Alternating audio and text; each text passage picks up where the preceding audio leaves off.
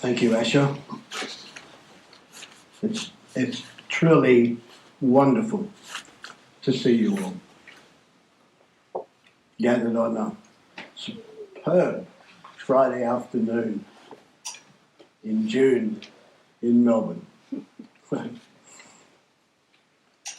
And I think what we're doing here, we're creating a story for the human family, a way, a narrative that is so full of meaning and feeling. And it's a wonderful story. And it's a beautiful story. And it's big. And it's necessary. So let me offer just 3 little appreciations to help us on our way. The first one is about that connection between meditation and peace building. I mean, every one of us here has a story of that finding that connection between meditation and peace building. I look back and wonder what might have happened to me if I hadn't found mantric meditation in my mid-20s, when I was my mind was so busy, so busy, I was about to spin out of the universe. But mantric meditation actually helped me to acquire some measure of mental stability and coherence, and thus to be open to receive that which was already there, which is, as Asher just said so beautifully, this gift of divine peace. Peace which, is so wonderfully, completely beyond our full understanding and comes to us as gift when we're settled enough to receive it, and sometimes just as gift in the midst of moments of chaos. And then in the process, discovering that with that gift came an invitation into a life of peace building, peace making.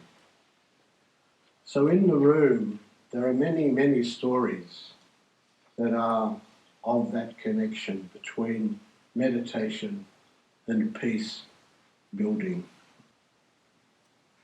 And also what will be completely true for each of you is of how meditation has sensitized each of us to how precious is the gift of life, as Asher just helped us feel the ground under our feet and be aware that we're here on this tiny planet in this vast universe, the end of which is still to be found.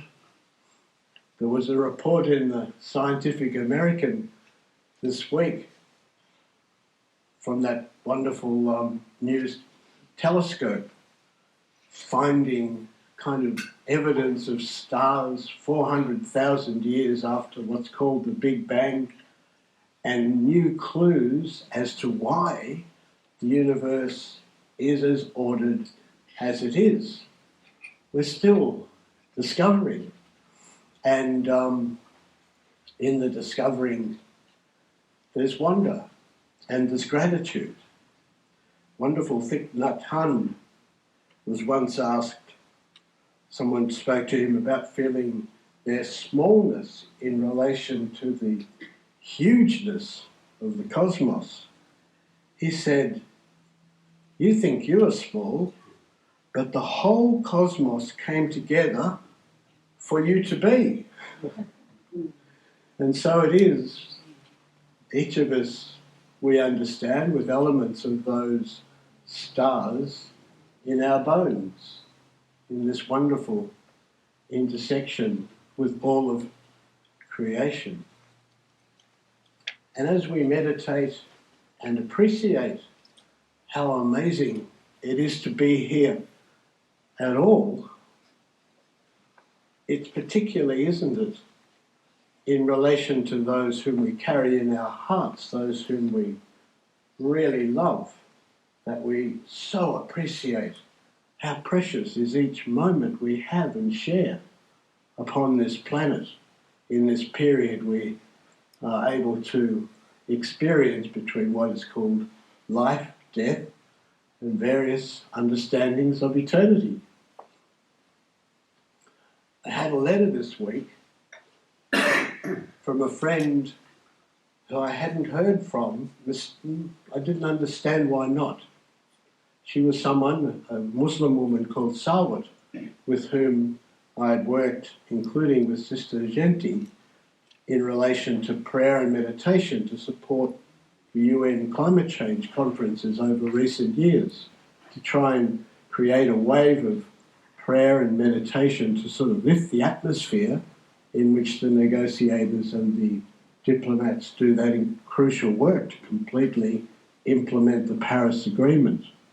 And then I just didn't hear from her. And you know how it is. You just have to kind of send emails, make phone calls, nothing.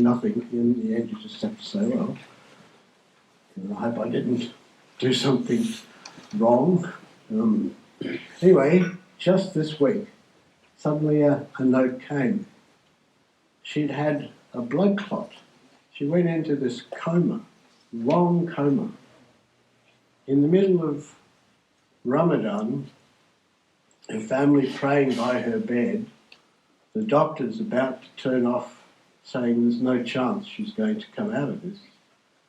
Suddenly, she woke up. She was writing to me to say, sure, long way yet to go, but I'm able to talk to my daughter, her 3-4-year-old daughter. We're able to play together. So precious. The picture of this young mother with a little girl coming out of that, now able to talk and play. Of such stories is our appreciation and gratitude for life woven. Isn't that the case? And by comparison, Galliano in the chapel wore a coat I gave him woven by refugees, Karen refugees from Myanmar. We bring so much yearning to see things become better for those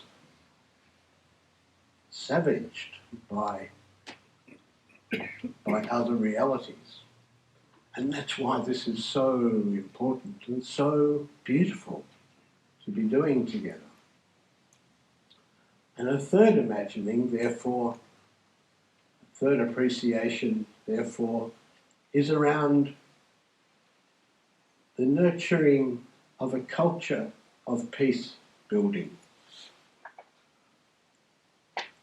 Cultural change, we know, is demanding. Overnight, some of those who tried to shift the culture of our federal parliament were lamenting after the past week in the federal parliament that not a lot of progress, and there was a sadness about that. 2 steps forward, 3 steps backwards. But we know cultural change just requires a sustained effort and an imagining and a sharing of the imagining of what might become possible. And we are custodians of knowledge of what can make a real difference. You know, it's the saying, if you can imagine something, it's got some kind of reality. And we carry imaginings that we earth in our lives that can make such a difference. Simple things. The creation, when there's been difficulties between people, the creation of places of beauty where people can gather, the importance of meditation so people have that subliminal sense of belonging together to begin with, and then simple things, if it's possible, to cook meals together, at least share meals together, to apply some of the learnings we have of what makes for creative dialogue, for real conflict management, all the simple things of listening well, being careful to listen well, being careful with our tone of voice so it opens up and doesn't shut down the conversation. Keep asking the questions if we're not sure what somebody else is saying. And most importantly, to respect that if we're going to come through a history of broken relationships, and particularly if there's been trauma associated, we have to be patient. It doesn't happen like that. And that is a learning that we all share. The necessity for that patience to appreciate the complexities and give space and a patient space for sharings to be shared. And then each of us have the experience out of such places and times where we see private and public selves, stories beginning to be shared unexpectedly between people a bit frozen with each other when they started. Suddenly there's laughter, there's humour, there's possibilities of friendship, there's more readiness to share the meals, cook them together, there's plans that start to shape. People start to think about some next steps that with integrity they can take together. A better future begins to be imagined. And so, to conclude, I see our task and our responsibility really is to embody and communicate and help others to imagine that this universe and all species upon it, it's possible for us all to flourish together beautifully. And it might just be that this is a special invitation for the people who live on this island. We're receiving that wonderful invitation from the Uluru Statement of the Heart. Come with us on a journey. We can embrace that. And then we can go on as a nation that's made up of every culture, every faith tradition, people from almost everywhere, microcosm of the human family. We can become the place that breathes this hope into the whole human family of a quality of not just peace, but vibrancy, delight, and sharing, unimagined wonderful things as yet to be seen. That's why I find our gathering today so beautiful and so encouraging, and I'm so grateful to be part of it with you. Thank you.